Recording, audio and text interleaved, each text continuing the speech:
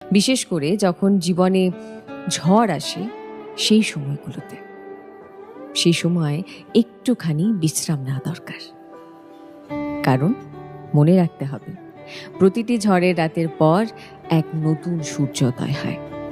আর সেই নতুন আশার আলোকে গায়ে মেখে আমরা আবারও উড়ব, আবারও ছোঁব আমাদের স্বপ্নের দিগন্তকে।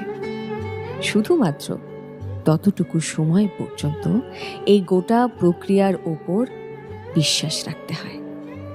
বিশ্বাস রাখতে হয় নিজের স্বপ্নের উপর, আর অনেকটা বিশ্বাস করতে হয় নিজেকে।